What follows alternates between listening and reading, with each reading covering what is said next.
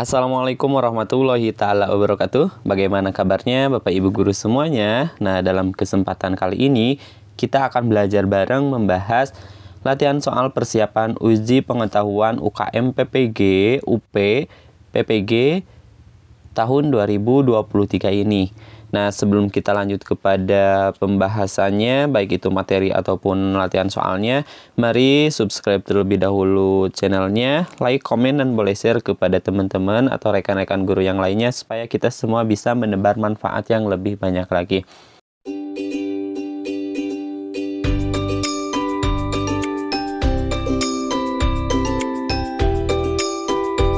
Nah, dalam kesempatan kali ini ada materi atau topiknya yaitu terkait dengan komunikasi interaksi profesionalisme guru PPKN.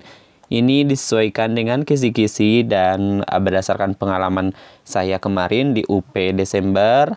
Ini muncul terkait dengan soal komunikasi interaksi profesionalisme guru PPKN ini. Adapun submateri atau subtopiknya itu adalah terkait dengan komunikasi dan komunikasi dalam pembelajaran PPKN dengan memperhatikan etika guru. Nah, ada pemaparan materi sedikit terkait dengan komunikasi guru. Nah, di mana kemampuan komunikasi guru dapat diartikan sebagai kemampuan guru untuk menyampaikan informasi maupun opini dalam belajar, tidak hanya penyampaian materi pelajaran saja, akan tetapi juga berupa penghargaan serta pemberian motivasi yang dilakukan guru kepada siswa sehingga terjadi timbal balik. Beberapa keterampilan komunikasi yang perlu dimiliki oleh seorang guru, misalnya ini saya ambil dari modul KB atau modul 2 kegiatan belajar 4 terkait dengan komunikasi guru ini. Nah, beberapa keterampilan berkomunikasi yang perlu dimiliki oleh seorang guru, misalnya yang pertama adalah kemampuan berbahasa dengan baik. Nah, dalam kemampuan berbahasa dengan baik di sini artinya guru perlu memiliki kekayaan bahasa dan kosakata maupun istilah lainnya. Guru perlu menguasai struktur kalimat dan juga ejaan yang benar dan menguasai ucapan dan ragam bahasa yang tepat dan baik. Ini yang pertama. Jadi, guru itu harus mampu berbahasa dengan baik ya, atau bisa menyesuaikan bahasa ketika kita mengajar di anak-anak kelas 7, kelas 8, atau kelas 9, atau bahkan sesuai dengan jenjangnya seperti itu. Dan juga kita harus bisa menyesuaikan bahasa kita dengan rekan guru, dengan rekan sejawat, terus juga dengan kepala sekolah ataupun dengan lingkungan sosial yang lainnya. Yang kedua, tinggi rendahnya volume suara yang dimiliki oleh seorang guru. Nah, setiap guru memiliki volume suara yang berbeda-beda. Kebiasaan berbicara pun juga berbeda-beda pula. Ada yang cepat, ada yang lambat, keras, dan pelan-pelan. Jadi, bagaimana kita bisa menempatkan tinggi rendahnya volume suara yang akan kita ungkapkan kepada peserta didik kita ataupun kepada rekan-rekan guru ataupun kepada kepala sekolah dan lingkungan sosial yang lainnya. Jadi harus bisa menyesuaikan bagaimana tinggi rendahnya volume yang akan kita bicarakan, seperti itu. Yang ketiga yaitu penampilan guru. Nah, selain dari kemampuan berbahasa dengan baik, terus juga tinggi rendahnya volume, yang ketiga adalah penampilan guru. Nah, penampilan guru, setiap orang memiliki ciri fisik tertentu. Meskipun demikian, guru hendaknya menguasai penampilan yang moderat, sehingga memperlihatkan sikap bersahabat, keramahan, keterbukaan, dan lain sebagainya. Yang terakhir yaitu penguasaan guru akan bahan yang diajarkan. Guru tidak menguasai bahan, tidak lancar dalam menyampaikan materi pelajaran, banyak berhenti, melihat buku, bahkan melakukan kekeliruan. Kesalahan tersebut akan memecah dan mengganggu konsentrasi siswa. Jadi diharapkan sebelum kita mengajar di depan kelas atau sebelum kita mengajar pada anak-anak, diharapkan kita harus menguasai bahan yang akan kita ajarkan kepada mereka. Ya, entah kita harus membaca terlebih dahulu ataupun kita belajar semalam sebelum kita mengajar kepada anak-anak, seperti itu, supaya bahan apa yang kita ajarkan itu dikuasai oleh kita. Jadi sebetulnya sih ada 3 hal yang harus kita perhatikan di di kelas ketika mengajar. Yang pertama adalah kuasai diri kita, dimana kuasai diri kita itu maksudnya kita harus menguasai, harus bisa mengendalikan diri kita ketika kita mengajar. Terus yang kedua yaitu menguasai bahan ajar. Nah, menguasai bahan ajar di sini yaitu kita harus tahu, harus menguasai apa aja yang akan kita ajarkan ke mereka itu ya. Sehingga yang ketiga yang harus kita kuasai adalah kuasai kelas, dimana kita harus bisa mengendalikan kelas, lingkungan kelas supaya tidak gaduh ataupun yang lainnya. Jadi itu adalah 3 hal yang harus kita perhatikan ketika kita mau mengajar. Yang pertama adalah kuasai diri, yang kedua adalah kuasai materi atau kuasai bahan, dan yang terakhir adalah kuasai kelas. Nah, yang berikutnya masih di modul 2 KB4. Berikut ini beberapa cara komunikasi yang efektif antara komunikator yaitu guru dengan komunikan sesama guru, kepala sekolah, pelajar, staf tata usaha, dan warga sekolah lainnya. Yang pertama yaitu menyederhanakan yang rumit. Maksudnya, guru harus bisa menyampaikan komunikasi secara jelas dengan kata-kata yang tersusun rapi, sehingga informasi yang disampaikan lebih mudah dipahami oleh lawan bicara. Kedua, membiasakan berbicara yang baik di lingkungan sekolah, agar komunikasi dengan komunikan berjalan kondusif, nyaman, serta efektif. Yang ketiga, berbicara secara langsung, artinya berkomunikasi secara langsung merupakan bentuk komunikasi yang paling efektif untuk menghindari kesalahpahaman atau salah pengertian. Berkomunikasi lewat media sosial seperti lewat WA, Facebook, Line, Twitter, atau Instagram bila kurang berhati-hati bisa menimbulkan kesalahpahaman dengan lawan bicara. Jadi artinya kita harus berusaha untuk berbicara secara langsung supaya untuk menghindari kesalahpahaman ya, seperti itu, atau miskomunikasi. Yang keempat, menghargai adanya perbedaan kebudayaan. Warga sekolah memiliki budaya yang beragam. Guru sebaiknya menghargai perbedaan budaya lawan bicaranya tersebut agar komunikasi bisa berjalan dengan baik. Yang kelima, memberikan feedback yang baik. Etika saat berkomunikasi adalah menyimak yang disampaikan lawan bicara dan kemudian merespon atau menanggapi apa yang telah disampaikan oleh lawan bicara. Selanjutnya, menyesuaikan antara ucapan dan perbuatan. Ucapan dan perbuatan guru hendaknya selaras agar memperoleh kepercayaan dari lawan bicara. Berikutnya, presentasi secara visual. Jika guru diharuskan untuk berkomunikasi dengan cara presentasi, maka harus dipersiapkan dengan baik dan matang, serta menggunakan bahasa yang jelas, lugas, dan memilih kata-kata kalimat yang mudah dipahami oleh lawan bicara.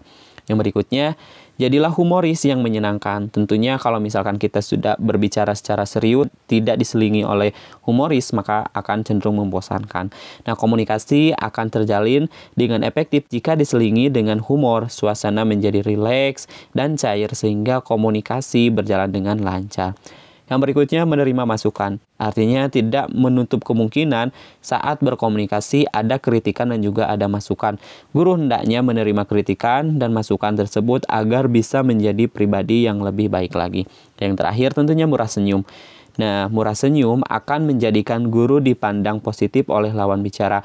Komunikasi bisa berlangsung dengan nyaman dan efektif. Mengawali pembicaraan dengan senyuman membuat suasana komunikasi menjadi lebih santai, hidup, dan efektif. Baik, kita masuk kepada latihan soalnya. Salah satu kemampuan guru yang berkaitan dengan penyampaian informasi dan mempengaruhi hubungan sosial guru dengan masyarakat sekolah adalah titik-titik. A. Kemampuan menguasai mata pelajaran. B. Kemampuan berkomunikasi yang efektif. C. Kemampuan berpenampilan. D. Kemampuan menggali karakteristik siswa. E. Kemampuan guru bekerja sama dengan rekan sejawat.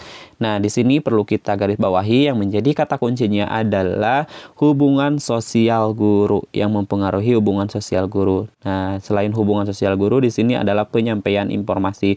Nah, berarti berkaitan dengan penyampaian informasi dan juga hubungan guru, penyampaian informasi dan juga hubungan sosial guru, maka yang diperlukan adalah tentunya kemampuan berkomunikasi yang efektif. Karena komunikasi yang efektif ini berarti ada kaitannya jadi berarti kaitannya dengan hubungan sosial atau kompetensi sosial.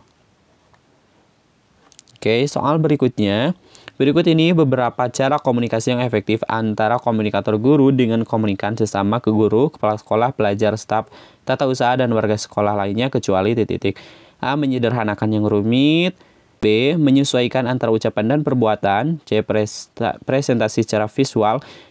D. Berbicara sesuka hati, tidak peduli siapapun, yang penting asal bicara. D. Murah senyum. Nah, kalau ini berarti yang tanyakannya adalah kecualinya, di mana kecuali komunikasi yang tidak efektif di sini. Kalau A, menyederhanakan yang rumit, ini efektif. Yang B, menyesuaikan antara ucapan dan perbuatan, ini efektif. Itu juga yang C, presentasi secara visual, ini efektif. Nah, kalau yang D ini tidak efektif, murah senyum efektif. Berarti jawabannya adalah yang D. Kecualinya adalah yang D, yaitu berbicara suka hati, tidak peduli siapapun, yang penting asal bicara. Nah, ini tidak baik ya. Oke, soal berikutnya. Guru merupakan tenaga pendidik yang memberikan ilmu pengetahuan kepada peserta didik di sekolah. Sebagai seorang guru, dituntut untuk memiliki 4 kompetensi. Kompetensi tersebut bukan hanya meliputi kemampuan guru dalam bidang keilmuan dan pedagogiknya saja, tetapi juga kompetensi yang berkaitan dengan kemampuan guru untuk menjalin hubungan yang baik dengan orang-orang yang berada di ruang lingkup pekerjaannya, dan kemampuan guru untuk menjadi pribadi yang layak digugu dan ditiru. Salah satu keterampilan yang penting dimiliki seorang guru dalam menjalin tugas keprofesionalnya yaitu kemampuan untuk berkomunikasi. Berikut beberapa keterampilan komunikasi yang perlu dimiliki oleh seorang guru kecuali titik-titik. A. Kemampuan untuk menggunakan media dan model pembelajaran yang baik sesuai dengan tuntutan zaman. B. Menggunakan volume suara yang sesuai. C. Memiliki sikap bersahabat dan ramah. D. Menguasai bahan. E. Memiliki penampilan yang rapi dan sopan. Di sini adalah beberapa keterampilan guru dalam berkomunikasi yang perlu dimiliki oleh seorang guru kecualinya. Memiliki penampilan yang rapi dan sopan ini harus dimiliki oleh seorang guru. Karena selain kita berbicara dengan baik, maka penampilan pun ini dituntut untuk dimiliki oleh seorang guru gitu ya. Juga menguasai bahan. Ini jelas harus menguasai bahan. Karena kalau misalkan kita mau ngajar ataupun berbicara dengan lawan bicara, kalau misalkan belum menguasai bahan, pasti komunikasi itu tidak akan berjalan dengan efektif. Artinya hanya terjadi satu arah gitu ya, seperti itu. Terus juga yang C di sini memiliki sikap bersahabat dan ramah, ini perlu dimiliki dalam keterampilan berkomunikasi. Menggunakan volume yang sesuai, ini berarti yang kecualinya adalah yang A. Kemampuan untuk menggunakan media dan model pembelajaran yang baik sesuai dengan tuntutan zaman. Ini memang sih harus dikuasai oleh guru. Akan tetapi dalam kemampuan dan menggunakan media di sini belum semua guru menguasai atau diperlukan beberapa tahapan ataupun langkah-langkah dalam menguasai model atau media pembelajaran ini. Tapi yang penting minimal yang harus dikuasai oleh seorang guru itu dalam ketika berkomunikasi, salah satunya adalah menggunakan suara atau volume yang sesuai gitu ya. Tinggi rendahnya itu harus disesuaikan, terus juga memiliki sikap bersahabat dan ramah, juga menguasai bahan yang akan diajarkan atau yang akan berkomunikasikan atau dikomunikasikan, yang terakhir memiliki penampilan yang rapi dan sopan. Oke, untuk pembahasannya dicukupkan sampai di sini terlebih dahulu. Insya Allah nanti untuk video berikutnya kami lanjutkan. Kami akhiri. Assalamualaikum warahmatullahi wabarakatuh.